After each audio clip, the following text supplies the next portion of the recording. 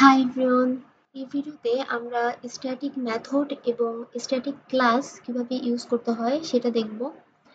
তো প্রথমে আমি স্ট্যাটিক মেথড নিয়ে আলোচনা করব এবং পরে আমি স্ট্যাটিক ক্লাস নিয়ে আলোচনা করব। প্রথমে আমি বেসিক স্ট্রাকচারটা রেডি করতেছি কোড লেখার জন্য। এই হলো আমার বেসিক স্ট্রাকচার। এখানে নেম স্পেসের নেম আমি আমার মনের মতো একটা নিয়েছি, স্ট্যাটিক মেথড, এবং ক্লাসের নাম দিয়েছি প্রজেক্ট, এবং প্রজেক্ট ক্লাসের ভিতরে আমার মেইন ফাংশনটা অবস্থিত কোড লেখার জন্য। এখন আমি এই প্রজেক্ট ক্লাস থেকে বের হয়ে তার উপরে চলে যাব এবং এখানে আমি আলাদা একটা ক্লাস তৈরি করব। এখানে আমি এই ক্লাসের নেম দিলাম টুল বক্স,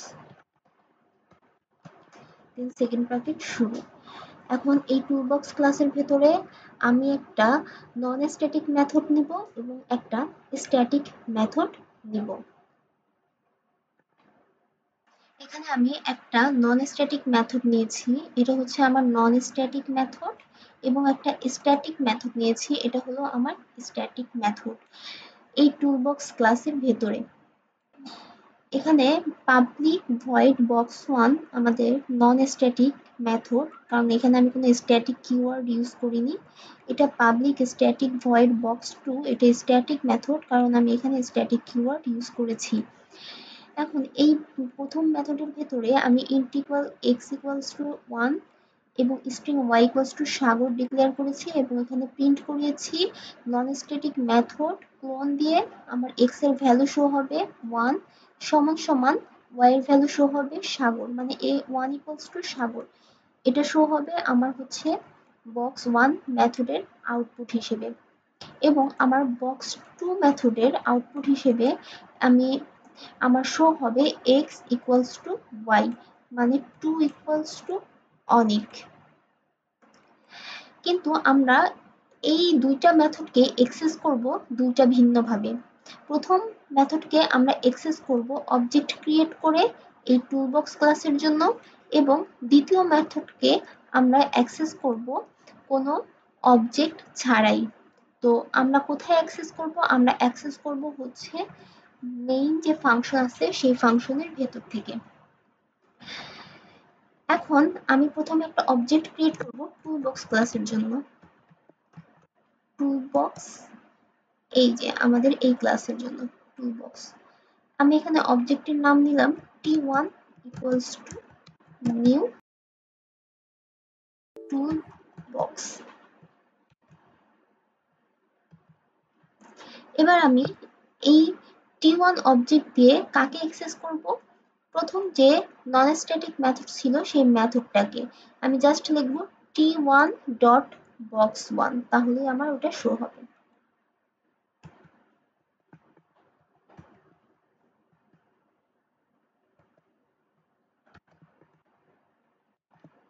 ওকে, তো মেথডকে আমাদের অ্যাক্সেস করার জন্য কি করতে হবে? অবজেক্টের নেম লিখতে হবে, সাথে ওই মেথডের নেমকে লিখতে হবে ডট দিয়ে।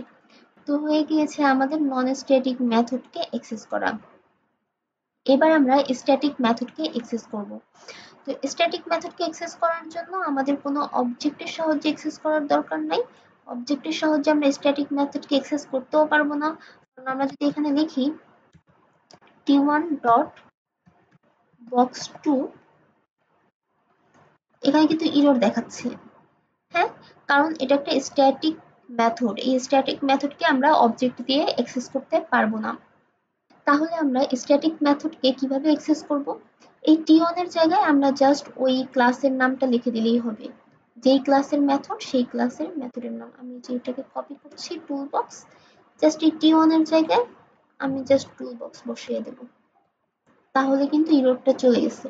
এবার যদি আমি রান করি তাহলে প্রথমে শো হবে 1 equals to Sagar, 1 equals to Sagar, এবং পরবর্তীতে শো হবে 2 ইকুয়ালস টু অনিক। তো আমি এখন এটাকে রান করতেছি।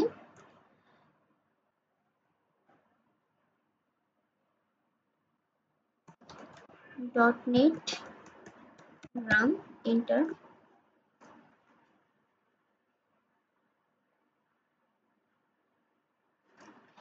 এই যে চলে এসেছে non static method 1 equals to Sagar এবং static method 2 equals to Anik. তো আমি এখন এটা ডিলিট করে দিচ্ছি।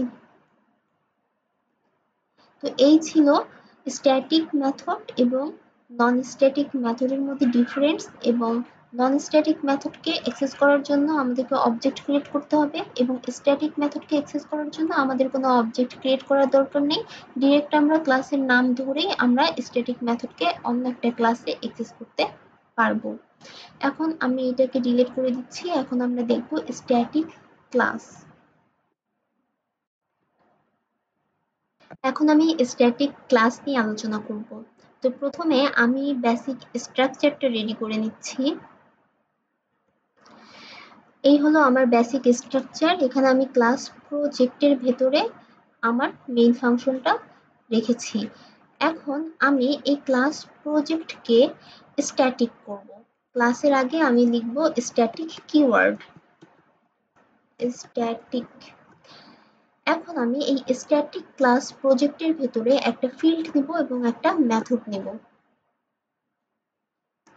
আমি ফিল্ড নিচ্ছি প্রথমে int number equals to,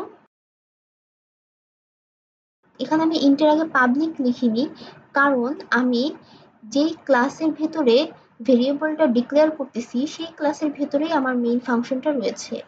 so আমার এই ক্লাসের ভেতরে আমার পাবলিক না লিখলে সমস্যা নেই, কিন্তু আমি যদি এই ক্লাস থেকে বের হয়ে অন্য একটা ক্লাসে কোনো ভেরিয়েবল ডিক্লেয়ার করি সেখানে আমার পাবলিক লিখতে হবে, না হলে আমি অন্য ক্লাস দিয়ে সেই ভেরিয়েবলকে অ্যাক্সেস করতে পারবো না।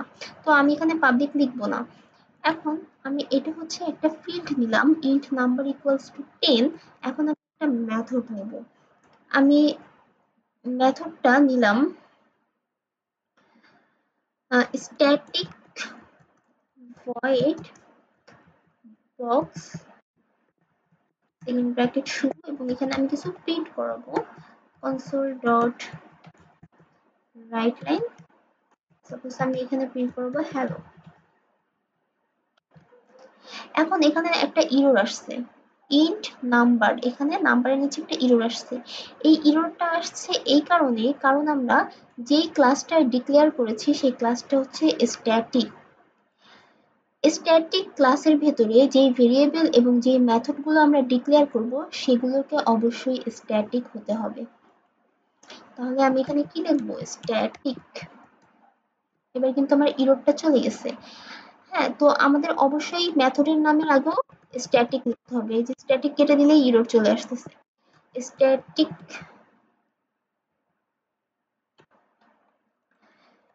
স্ট্যাটিক দেওয়ার সাথে সাথে কিন্তু ইরর চলে যাচ্ছে। তার মানে বুঝতে হবে যে ক্লাস প্রজেক্টটা স্ট্যাটিক একটা ক্লাস।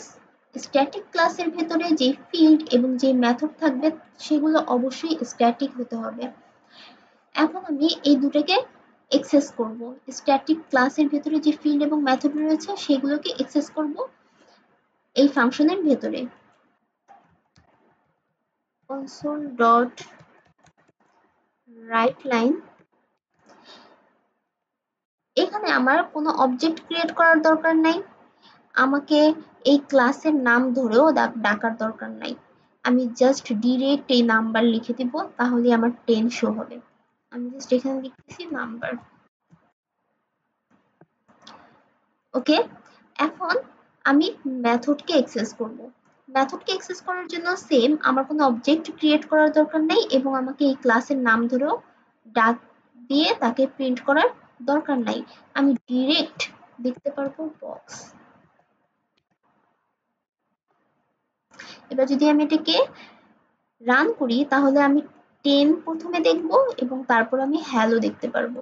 তাহলে আমরা কি বুঝতে পারলাম? বুঝতে পারলাম যে আমাদের স্ট্যাটিক ক্লাসের ভেতরে যে ফিল্ড এবং মেথড থাকবে সেগুলো অবশ্যই স্ট্যাটিক হবে, এবং সেই স্ট্যাটিক ফিল্ড এবং মেথডকে আমাদের মেইন ফাংশন থেকে অ্যাক্সেস করার জন্য কোনো অবজেক্ট ক্রিয়েট করার দরকার নেই।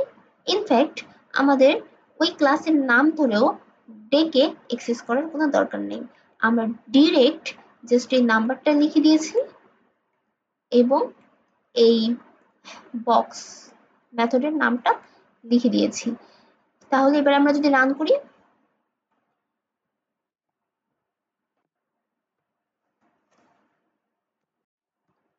Dot net run inter,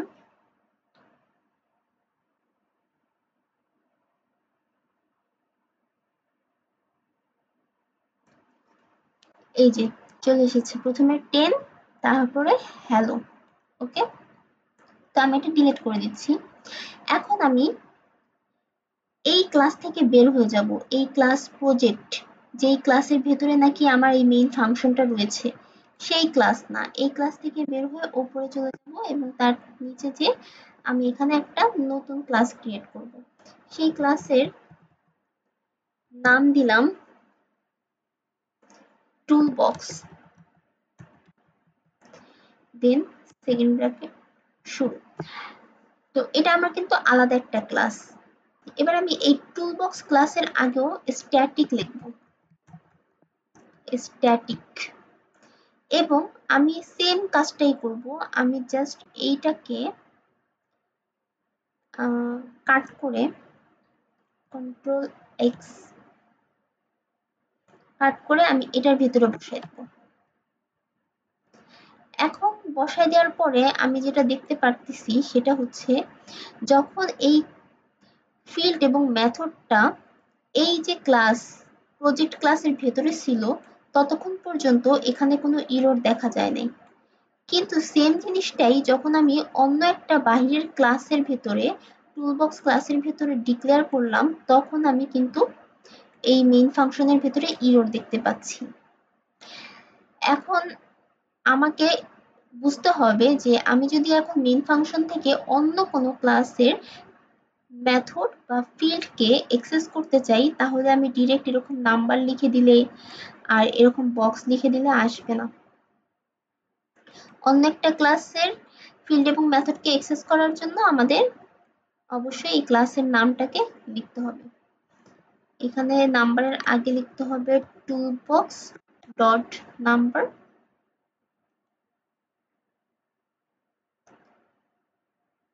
and এখানে লিখতে হবে টুলবক্স ডট বক্স।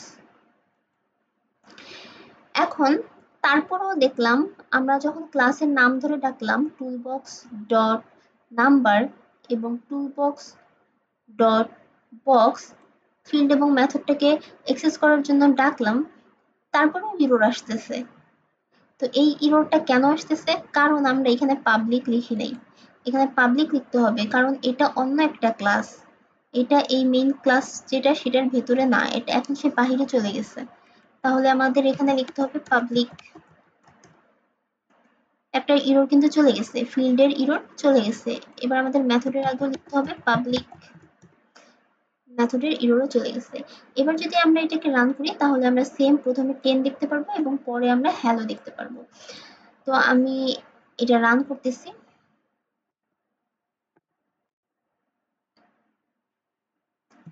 ডট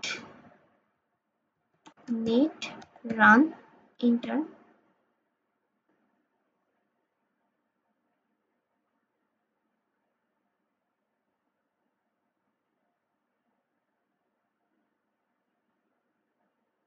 এই যে প্রথমে 10 এবং তারপরে হ্যালো আসছে কিন্তু। তো আমি এটাকে ডিলিট করে দিচ্ছি। তাহলে এখান থেকে আমরা এটাই বুঝতে পারলাম যে আমি যদি এটাকে স্ট্যাটিক ক্লাস প্রজেক্ট মেইন যে ক্লাসটা রয়েছে সেই ভিতরে যদি আমি ফিল্ড এবং মেথডকে ডিক্লেয়ার করি, তাহলে আমার তো প্রথমত পাবলিক লিখতে হচ্ছে না, কারণ এটার সাথে মেইন ফাংশন একই ক্লাসের ভিতরে অবস্থিত। অ্যান্ড দেন যেটা হবে সেটা হচ্ছে আমার কোনো অবজেক্টও ক্রিয়েট করতে হবে না, আমার এই ক্লাসের নাম ধরেও তাকে ডাকতে হবে না, ডিরেক্ট আমরা নাম্বার এবং বক্স লিখতে পারতাম। কিন্তু যখন আমি এইখান থেকে এই ক্লাসের ভেতর থেকে আমি ফিল্ড এবং মেথডটাকে বাহিরের অন্য একটা ক্লাস টুলবক্সের ভেতরে নিয়ে গেলাম, তখনই আমার পাবলিক লিখতে হলো এবং অ্যাক্সেস করার জন্য আমার এই ক্লাসের নাম লিখতে হলো। তারপরে আমি এই নাম্বার ফিল্ডকে এবং এই মেথড বক্সকে অ্যাক্সেস করতে পারলাম। এই হলো স্ট্যাটিক ক্লাস এবং স্ট্যাটিক মেথড।